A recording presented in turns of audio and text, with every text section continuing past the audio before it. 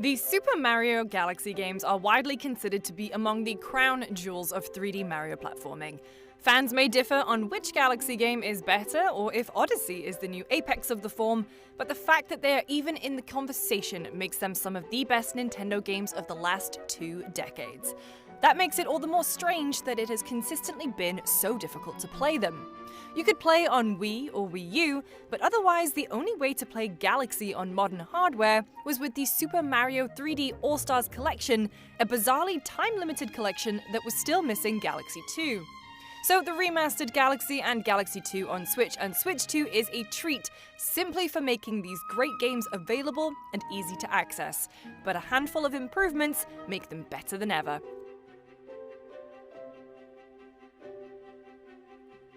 If you already own the All-Stars release, the remastered version of Galaxy is largely the same, but the new remaster package version does look noticeably better. It's sharper and the UI elements have been moved ever so slightly toward the edges to give you more screen real estate.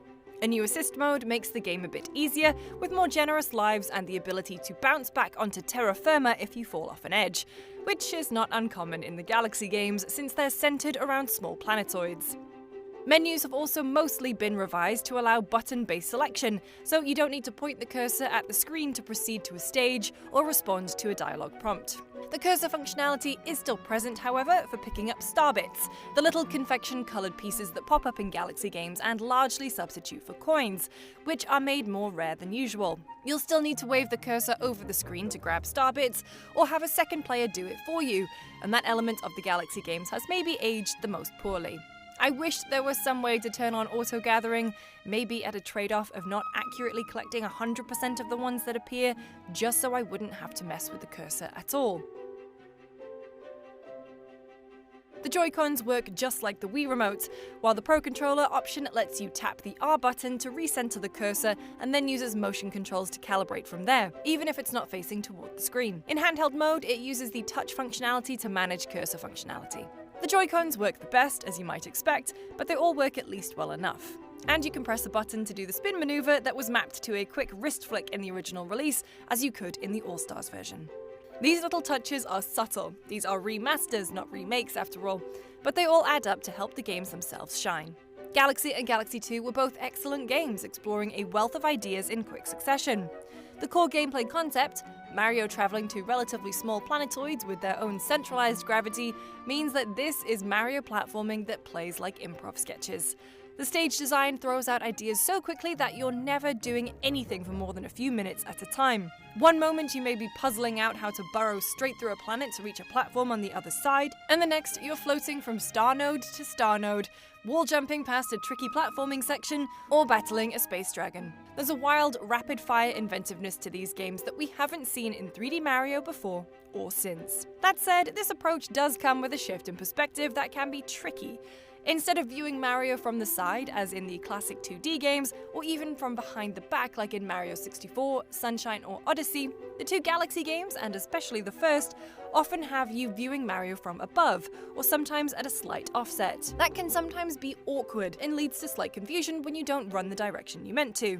It doesn't happen too often, but it definitely does make these games feel different than the others. Galaxy 2 assuaged this by largely centering itself around larger planetoid structures. They're still very different from one another, but there are more traditional stage designs and fewer tiny pill-shaped planets in the second game. Galaxy 2 often feels like a honed and sharpened version of the original concept. While the first game focused heavily on the introduction of Rosalina and her story, centered around her Comet Observatory, Galaxy 2 is much more tightly focused. There's a more straightforward map structure, and your hub ship is less sprawling. It feels as if Nintendo wanted to put all of its resources into the level design itself, which makes it the stronger of the two in most ways, even if its story is a little lacking compared to the first. It also has the better power-ups. Cloud Mario, who can create a limited number of temporary platforms, is an all-timer of a Mario concept, and it's a shame we never saw it used again. For better and worse though, it also makes the cursor much more necessary, not just for collecting star bits, but for core platforming functionality like grabbing enemies and objects with Yoshi's tongue. If you just want to kick back without worrying about the cursor, that simply won't be an option for large parts of Galaxy 2. The Super Mario Galaxy games were widely hailed as some of the best Mario games of all time. As a pair, they complement each other.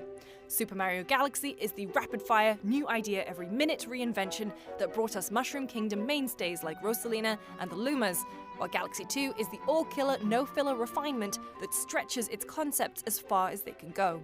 Taken together, they represent an important part of Mario history, and they just hold up as some of the best the series has to offer.